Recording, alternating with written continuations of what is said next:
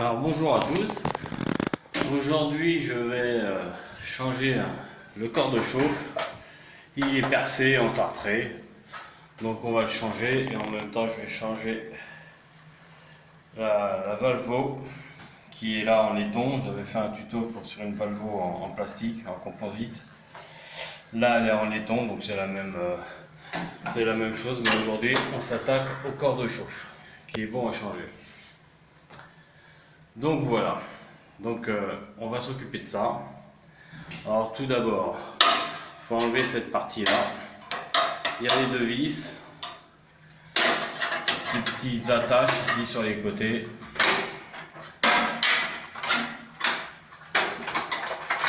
Ça se démonte tout seul. On enlève cette partie là, on enlève le kit veilleuse. Après il y a une vis dans le fond qu'on voit pas là. Hop, un petit clips de ce côté là.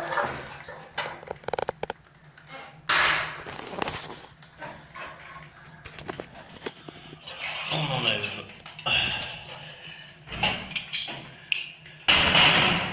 la tubulure de côté.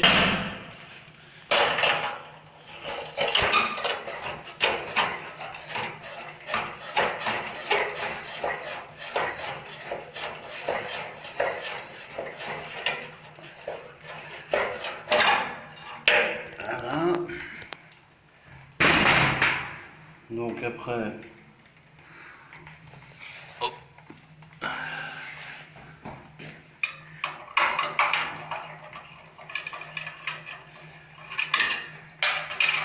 Les petites veilleuses qui va gêner.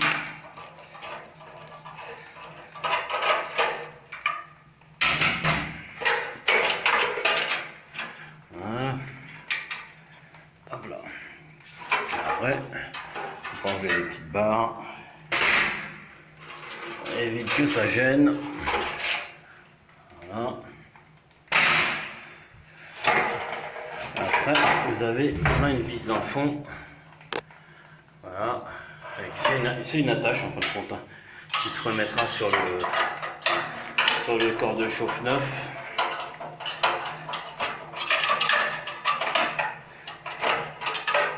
Voilà. Et là maintenant, il n'y a plus qu'à l'enlever. Donc je vais l'enlever et je reviens vers vous.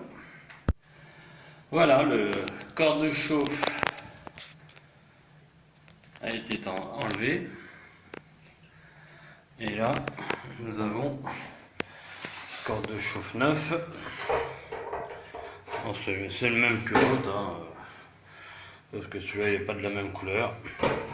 Donc corps de chauffe avec les joints de clips et deux tubulures différentes suivant le modèle que vous avez. Là, vu que c'est une valve à eau en laiton, c'est une valve à eau qui se visse avec un pas de vis. Et quand c'est une valve à eau en composite, c'est un clips avec un joint torique. Donc là, on va remettre celui-ci. Mais avant, on va placer la plaque qui se met dans le fond. Vous voyez, il y a des petites encoches dans le fond du CC avec des petites pattes.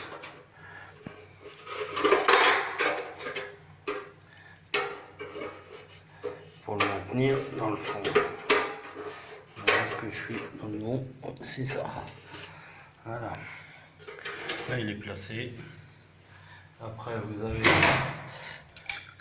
des petites pattes derrière. Un petit coup de serrage pour le maintenir. Le maintenir en face du trou. Voilà. On va le placer. S'il n'est pas en face, c'est qu'il n'est pas bien placé. Et là, il n'y a plus qu'à le réinstaller comme il a été démonté. A tout de suite. Donc pour les petites pattes sur le côté, vous voyez, ça se présente comme ça. Il faut bien sûr le mettre à l'intérieur. Et on vient, hop, le mettre dans son orifice. Et après, il n'y a plus qu'à le mettre à sa place, à ce niveau-là. Bon, là, je vais avoir besoin de la pince et de la tenir parce que enfin, le chauffe-eau, il bouge un peu quand même. Hein, il est enlevé de ses fixations, au moins d'une fixation. Voilà, la fixation est comme ça. Là, il doit être dans sa fixation. Et là, il est dedans. Donc, je vais remettre ça en place. A tout de suite. Le voici en place. Donc, même principe que le démontage. Remontage. On remet sa petite plaque. Voilà. Sa petite plaque, ses vis, ses clips. Et après, c'est nickel.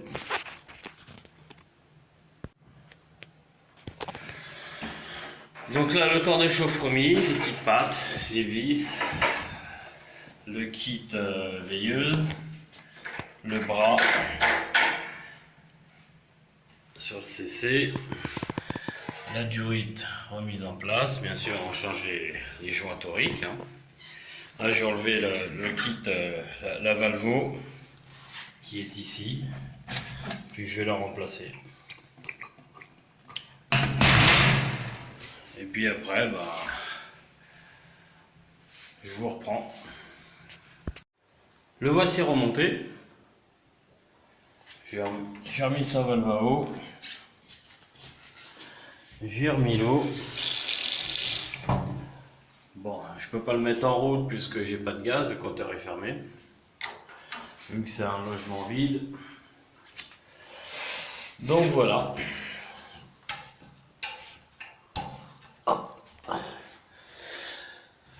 Donc tout est remis en place, hein, même la patte de fixation, je l'ai remis en place, au moins, après elle risque pas de se décrocher, on ne sait jamais, avec les enfants, et s'amusent dessus. L'équipe, machin, truc, tout est en bon état, voilà, un chauffe-eau neuf. Et bien sur ce, je vous laisse, on se revoit pour la prochaine vidéo. Allez, salut!